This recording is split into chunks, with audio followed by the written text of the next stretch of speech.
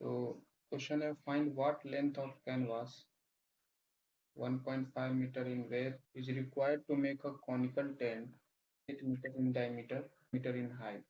Given that 10% of the canvas is used in folds and stitching.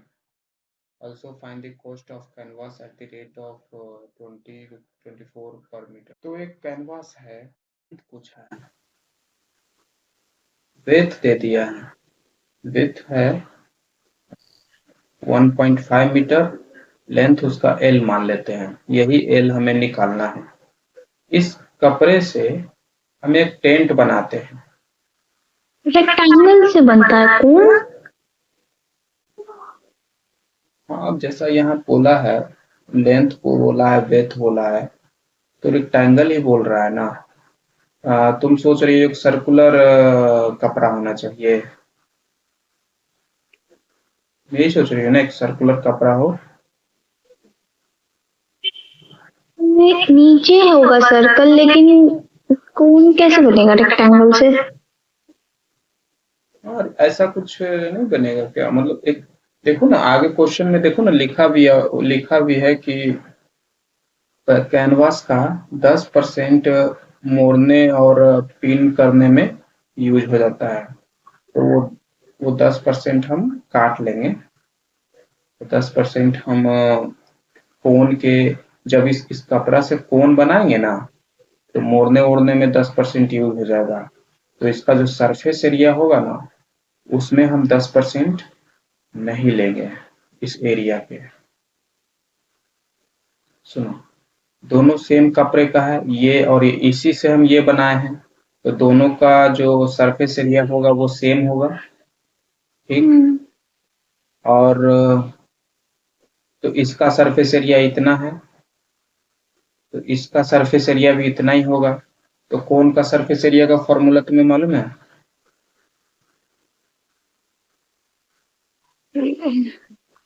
Pi R L. नहीं, वो तो curve surface area होगा। हाँ, तो कर्व सरफेस एरिया ही तो पूछ रहे हैं, कोन में कर्व ही तो होता है। टोटल सरफेस एरिया भी ना, अंदर बाहर नीचे भी तो कवर करेंगे। नीचे जमीन को, तो वो जमीन है ना, जमीन को जैसे कोन का ही पार्ट होता है ना नीचे, एक सर्कल जो है। कोन में ये वाला पार्ट खाली होता है ना, यहाँ पे कपड़ा थोड़ी ना होता है, यहाँ पे कोई मटेरियल थोड़ी ना होता है, ये तो खाली होता है ये वाला पार्ट। तो फिर पाई आर एल ही होगा कर्व सरफेस एरिया से।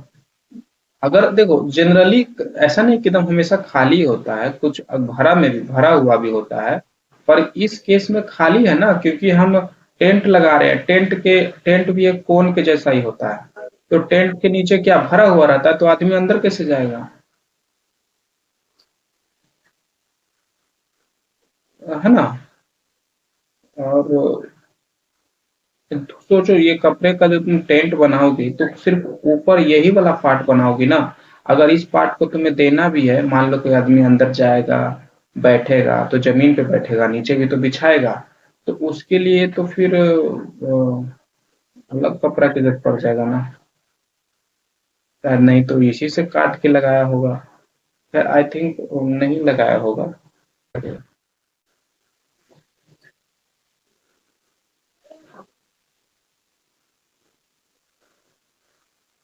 तो इसका surface area pi R L है, और इसका ये दोनों सेम होगा, इक्वल होगा। तो हमसे पूछा क्या है? एल पूछा है।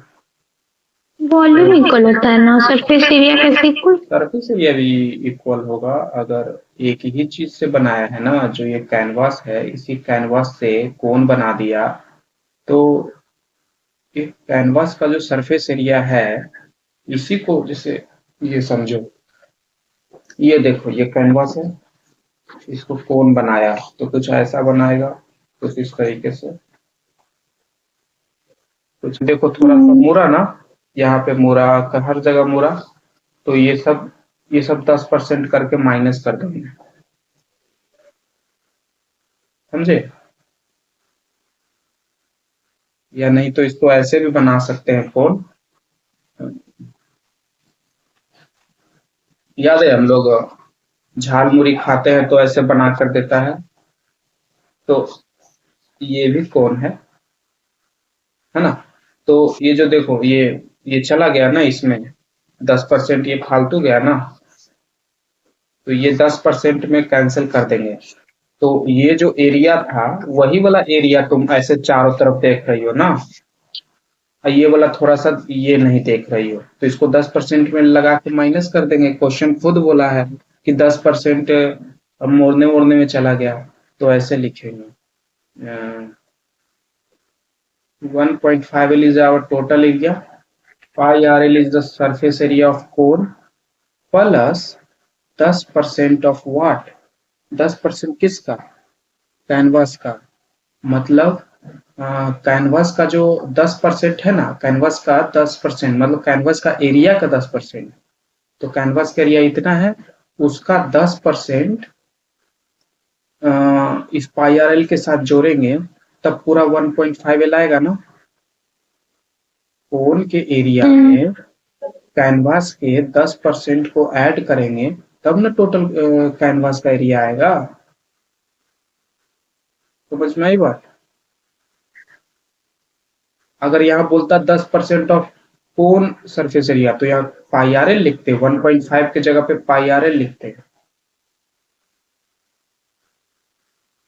बोला है 10% area is used in folding, तो 10% इज अ परसेंटेज ना, इट इज अ फ्रैक्शन ना, तो जानना पड़ेगा किसका परसेंट। तो 1.5 बोला है खुद कि 10% ऑफ कैनवास, फोल्डिंग स्टिचिंग में सब यूज हो गया, मोड़ने मोड़ने में यूज हो गया। तो कैनवास का टोटल एरिया कितना हो जाएगा, पाई आर एल और 10% मोड़ने मोड़ने में यूज हुआ वो, तो ये टोटल जोड़ेंगे तो कैनवास का सरफेस एरिया निकलेगा।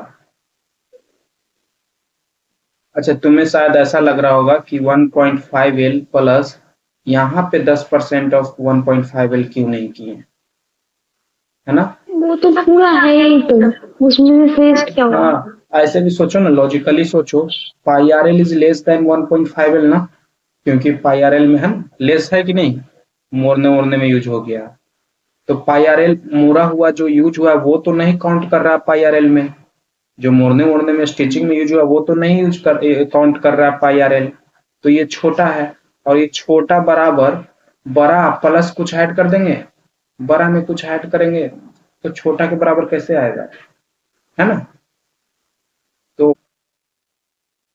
1.5L minus 10% of 1.5L is equal to pi R slant height. तो 10% मतलब 1/10, 1/10 कॉमन ले लेते हैं, कॉमन नहीं, 1.5L कॉमन ले लेते हैं, 1 minus 1/10 is equal to pi R L.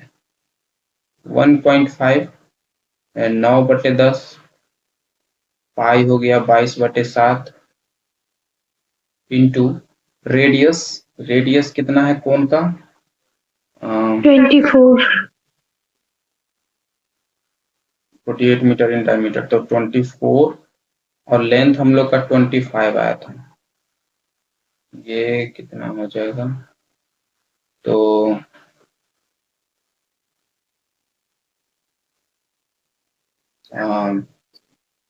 22/4, 22, okay, 22/7 into 24/25, तो कितना आया, 22/7 इंटू 24/25, तो कितना आया, 188.5.7, और इधर आया 9/10, तो इधर आएगा तो 10/9 हो जाएगा, 1.5 नीचे आ जाएगा, बचेगा लेंथ। तो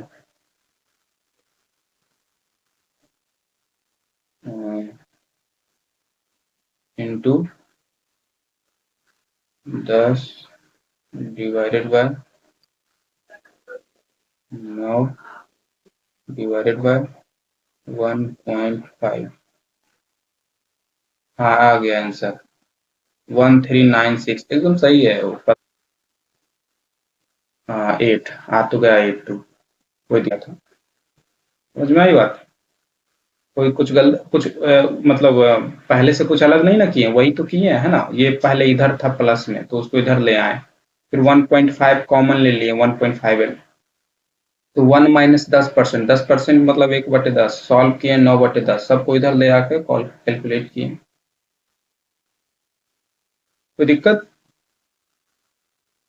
अगर यहीं पे बोलता कि 10% कौन 10% टेंट के एरिया में चला गया फोल्डिंग वोल्डिंग में, तो यहाँ 10% इंटू पाई आर एल करते यहाँ पे, समझे, जैसा तुम्हारा एग्जाम्पल में बोला था। ओके कोई दिक्कत।